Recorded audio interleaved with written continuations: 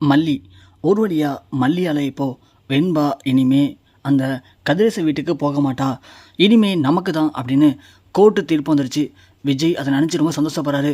நேரா மல்லியை போய் பார்த்து, மல்லி உண்மையிலே நீ எனக்கு பண்ணது மிகப்பெரிய நல்ல விஷயம். நான் சொன்ன உடனே என்னுடைய சூழ்நிலை புரிஞ்சுக்கிட்டு நீ வந்துட்ட.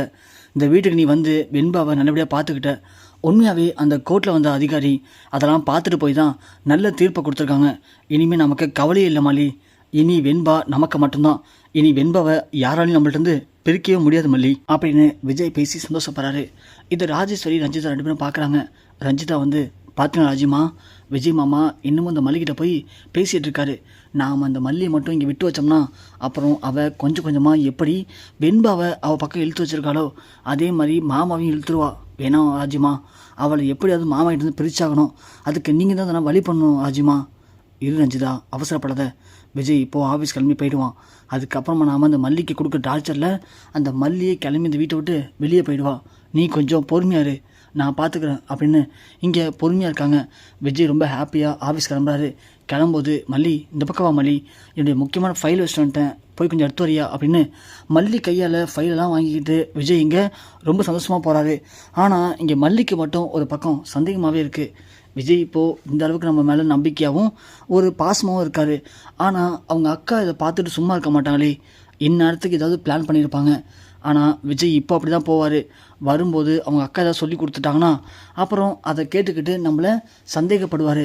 அதனால் விஜய் மேலே நம்ம நம்பிக்கை வைக்கிறது வேஸ்ட்டு தான் அப்படின்னு மல்லி ரொம்பவே மனசுடைஞ்சு போயிருக்காங்க. அப்பன்னு பார்த்து கட்ட ராஜேஸ்வரி வந்துட்டு, ஏய் மல்லி இங்கே வா, என்ன பண்ணுற, போய் டீ எடுத்துட்டு வாப்போ அப்படின்னு சொல்லி கூப்பிட்றாங்க. மல்லியும் போய் டீ வந்து கொடுக்குறாங்க. கொடுக்கவும் ராஜி குடிக்கிறாங்க. அப்புறம் ரஞ்சிதா சொல்கிறாங்க, மல்லிமா, இந்த வீட்டில் ஒரு சில பேர் இருக்காங்க, அவங்களுக்கெல்லாம் சூடு சொரணை எதுவுமே கிடையாது. சொல்லப்போனால் எருமை மாட்டு மேலே மழை பெஞ்சா கூட எருமை மாடு அப்பப்போ லைட்டாக நகர்ந்து படுக்கும். ஆனால் இங்கே இருக்கிறவங்களுக்கு அது கூட கிடையாது. எருமை மாட்டை விட மிக மோசமாக கேவலமாக இருக்காளுங்க அப்படின்னு ரஞ்சிதா பேச, மல்லி ஒன்றே கடுப்பாகி, ரஞ்சிதா இங்கே பாரு, தேவையில்லாமல் பேசிகிட்டு இருக்க, இந்த ஜாடு மாடியாக பேசலாம் என்கிட்ட வச்சுக்காத, வச்சுக்கிட்டா அப்போ நல்லாக்கா சொல்லிட்டேன் அப்படின்னு கை நீட்டி பேச, ராஜு ஒன்னே, ஏய் மல்லி கையை இருக்க போல, என்னடி என்ன நான் இருக்கும்போது ரொம்ப ஓவராக பேசிகிட்டு இருக்க. ரஞ்சிதா இப்போ என்ன தப்பாக சொல்லிட்டா? அவள் கரெக்டாக தான் சொன்னான். உனக்கு ஏன் உறுத்துது? ஏன் நீ இப்படி தான் பண்ணியிருக்கியா என்ன? இங்கே பாரு மல்லி, திரும்பவும் சொல்கிறேன், இந்த மாதிரி தேவையில்லாமல் எங்கள்கிட்ட பிரச்சனை பண்ண மாதிரி நினச்சிக்கேன், சும்மா இருக்க மாட்டோம். என்ன பண்ணணும்னு உனக்கே தெரியும். ஆளை பார்த்து கொஞ்சம் சூதானமாக நடந்துக்கும் எங்கள்கிட்ட, இல்லைனா இழப்பு உனக்கு தான் அப்படின்னு சொல்லி ராஜு பேசுகிறாங்க. மல்லி ஒன்று, சும்மா போதும் நிப்பாட்டுங்க, இது எல்லாமே நாடகம்னு எனக்கு தெரியும். ரெண்டு பேரும் பேசி முடிவெடுத்தானே இப்படிலாம் பண்ணுறீங்க. உங்களுக்கு என்ன இப்போது, நான் இந்த வீட்டில் இருக்கக்கூடாது அப்படி தானே? ஓ அப்படியா? மகாராணிக்கு வந்து நாங்கள் என்ன நினைக்கிறோம் எது நினைக்கிறோம் அப்படிங்கிறது எல்லாமே தெரியுது.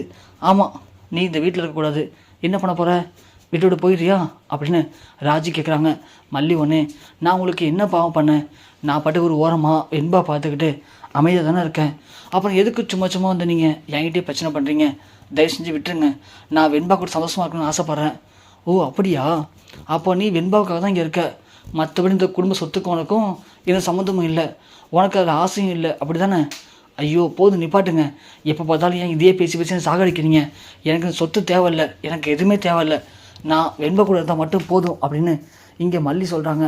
ஆனால் ராஜி என்ன முடிவு பண்ணுறாங்க, இந்த மல்லியை சும்மா விட்டு வைக்கக்கூடாது, நாம் தான் இதுக்கு ஒரு முடிவு கட்டணும் அப்படின்னு ராஜி முடிவு பண்ணி மல்லி மேலே தேவையில்லாமல் ஒரு அபாண்டமாக பழி போட்டு மல்லியை வீட்டை விட்டு துரத்துறதுக்கு முடிவும் பண்ணுறாங்க. ஸ்கூலுக்கு போன மல்லி இங்கே வெண்பா வர சொல்லலான்னு ட்ரை பண்ணும்போது அதுக்குள்ளே ராஜேஸ்வரி ரஞ்சிதா ரெண்டு பேரும் மல்லி மேலே ஒரு அபாண்டம் பழி போடுறாங்க. என்ன அப்படின்னா, விஜய், நான் வந்து அந்த கோர்ட்டு தீர்ப்பு இருந்துச்சுல, அந்த லெட்டர் எடுத்து படித்து பார்த்தோம்மா விஜய், அதில் மல்லி ஒரு முக்கியமான பாயிண்ட்டை நோட் பண்ணி வச்சுருக்கா. என்னன்னா, மல்லி விஜய் ரெண்டுமே சேர்ந்து வெண்பாவை பார்த்துக்கலாம். அதே மாதிரி விஜய்க்கு எந்த அளவுக்கு உரிமை இருக்கோ அதே உரிமை மல்லிக்கு இருக்குது அப்படின்னு போட்டிருக்கு. ஒருவேளை நாளைக்கு அவள் ஏதாவது தப்பு பண்ணி அதை நம்ம கேட்க போய் அது மூலயமா மல்லிக்கு உனக்கும் சண்டை வந்துச்சுன்னா மல்லி எப்போ வேணாலும் வெண்பாவை ஓங்கிட்டேருந்து பிரிச்சுட்டு போகிறதுக்கு வாய்ப்பு இருக்குது விஜய். திரும்பவும் சொல்கிறேன், நாம் ரொம்ப கஷ்டப்பட்டு அரும்பாடுபட்டு வெண்பா நம்ம குழந்தைன்னு கோர்ட்டு மூலிமா நமக்கு தீர்ப்பாயிருக்கு. ஆனால் தீர்ப்பானதில் மல்லி பெருப்பு சேர்ந்துருக்கு. ஒருவேளை மல்லி நாளை பின்ன நமக்கு அகென்ஸ்டாக மாதிரி வெண்பாவை நம்மள்ட்ட பிரிச்சிட்டா என்ன பண்ணுவோம் விஜய், சொல்லு பார்க்கலாம். வெண்பா ஏற்கனவே மல்லி சொல்கிறது தான் வேத வாக்க நினச்சிட்ருக்கா. அதனால் எனக்கு என்னமோ ரொம்ப பயமாக இருக்குது விஜய். மல்லி இந்த வீட்டில் இருக்க வரைக்கும் நமக்கு தான் சிக்கல். அது மட்டும் இல்லை, நம்ம மல்லி வெண்பா கிட்ட ஏதேதோ பேசுகிறா, ஏதேதோ சொல்லிக் கொடுக்குறா. அதெல்லாம் பார்க்கும்போது எனக்கு ரொம்ப பயமாக இருக்குது விஜய் அப்படின்னு இங்கே ராஜி விஜய் கிட்ட பயங்கரமாக ஏற்றி விட்றாங்க மல்லியை பற்றி. அது மட்டும் இல்லை, ஏற்கனவே மல்லி தனக்குன்னு ஒரு குழந்தை பெற்றுக்கணும்னு ஹாஸ்பிட்டல் வரைக்கும் போயிட்டு வந்திருக்கா.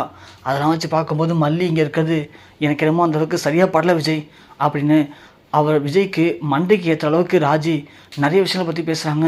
அதில் கடுப்பான விஜயும் மல்லி மேலே பயங்கரமாக கோவப்படுறாங்க. அந்த கோவத்தை ஒரு சாதகமாக பயன்படுத்தி ராஜி ரஞ்சிதா 2 பேரும் மல்லியை வீட்டோடு துரத்திடுறாங்க. துரத்துனதுக்கு அப்புறமா இங்கே எல்லாரும் அவங்கவுங்க சந்தோஷமாக இருக்காங்க. ஸ்கூலுக்கு போன வெண்பா வீட்டுக்கு வராங்க. வீட்டுக்கு வந்த உடனே மல்லி மல்லின்னு கூப்பிட்றாங்க. அப்போ தான் ராஜேஷ் வந்து உனக்கு என்ன வேணும் வெண்பா அப்படின்னு கேட்கவும், எனக்கு மல்லியம்மா தான் வேணும், மல்லியம்மா எங்கே, அவள் வர சொல்லுங்கள் அப்படின்னு சொல்ல உடனே ராஜி சொல்கிறாங்க, மல்லியம்மாலாம் இனிமேல் வரமாட்டா வெண்பா, இனிமேல் நானும் சித்தி தான் இருக்க போகிறோம். ஏன் மல்லியம்மா என்னாச்சு, மல்லியம்மா வீட்டை விட்டு போயிட்டா அப்படின்னு சொல்லிடுறாங்க. அதை கேட்டது வெண்பா பயங்கரமாக அழுகுறாங்க. அழுதுகிட்டே போயிட்டு விஜய்கிட்ட பேசலான்னு போகிறாங்க. ஆனால் விஜய் கொஞ்சம் பிஸியாக இருக்கனால விஜயை பார்த்து பேச முடியல வெண்பாவால். வெண்பாவுக்கு இப்போ என்ன பண்ணுறதுன்னு தெரியல. நேராக அன்னபூர்ணிக்கு கால் பண்ணுறாங்க. அன்னபூர்ணிக்கு கால் பண்ணி, பிக் பாட்டி எங்கே இருக்கீங்க, வீட்டில் ஒரு பிரச்சனை, மல்லியம்மா வீட்டோடு துரத்திட்டாங்க, நீங்கள் உடனே கிளம்பி வாங்க பிக் பாட்டி, எனக்கு ரொம்ப பயமாக இருக்குது, எனக்கு மல்லியம்மா வேணும் அப்படின்னு இங்கே அழுகவும் உடனே அன்னபூர்ணி கிளம்பி வீட்டுக்கு வராங்க. வீட்டுக்கு வந்ததும் வெண்பா என்னாச்சு வெண்பா, தெரில பாட்டி, அம்மாவை காணும், நீங்கள் போய் கேளுங்க அப்படின்னு சொல்ல நீடாக கீழே போகிறாங்க.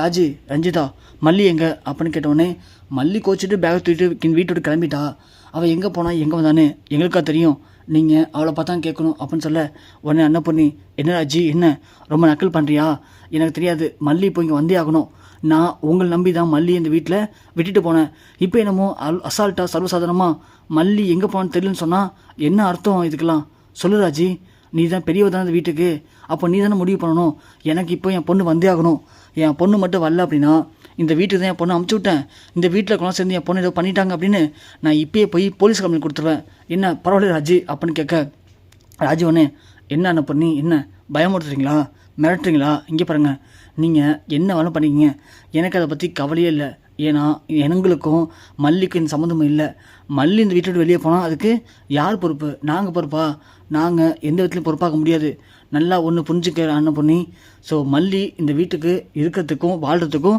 தகுதி இல்லாதவ, அதை மல்லியே புரிஞ்சுக்கிட்டு தான் இந்த வீட்டை விட்டு வெளியே கிளம்பிட்டா, அப்படி இருக்கும்போது சும்மா நீங்கள் வந்து தேவையில்லாமல் என்ன கத்தி ஆர்ப்பாட்டம் பண்ணி பிரச்சனை பண்ணிருக்காதீங்க, அமைதியாக இருந்து போங்க, எப்படியும் அவள் உங்கள் வீட்டுக்கு தான் போயிருப்பா, உங்கள் வீட்டுக்கு போங்க, மல்லி அங்கே இருப்பா, ஏன் வந்த எதுக்கு வந்தேன்னு அங்கே போயிட்டு மல்லிகிட்ட கேளுங்க, மல்லி நிதானமாக சொல்லுவா, ஃபஸ்ட்டு இங்கேருந்து கிளம்ப வழியை பாருங்கள் அப்படின்னு சொல்ல அன்னபூர்ணி சொல்கிறாங்க, என்ன ராஜி என்ன ரொம்ப திமிராக பேசிகிட்டு இருக்கியா, இங்கே பாரு, கண்டிப்பாக என் பொண்ணு கிடச்சிருவா எனக்கும் தெரியும், ஆனால் என் பொண்ணு கிடச்சதுக்கு அப்புறமா இந்த வீட்டில் என் பொண்ணை என்னென்ன டார்ச்சர் பண்ணிங்க அப்படின்னு என் பொண்ணை அழைச்சிட்டு போயிட்டு போலீஸில் ஒரு கம்ப்ளைண்ட் கொடுக்க தான் போகிறேன், கொடுத்து உங்கள் எல்லாரையும் பிடிச்சி உள்ளே போட தான் போகிறேன், அப்படி உள்ளே போட்டால் மட்டும்தான் உங்களுக்குலாம் புத்தி வரும், அப்போ தான் எங்கள் மல்லி மாதிரியான பொண்ணுங்களை உங்களை மாதிரி ஆளுங்க கொஞ்சமாச்சும் மனுஷனாக மதிப்பாங்க, உங்கள்கிட்டலாம் காசு பணக்க திமிரில் தானே இப்படி ஆடுறீங்க, கண்டிப்பாக உங்கள் ஆட்டத்துக்கு நானே ஒரு முற்றுப்புள்ளி வைக்கிறேன் இது அப்படின்னு அன்னபூர்ணி ரொம்ப கோவமாக கிளம்பி அங்கேருந்து போகிறாங்க.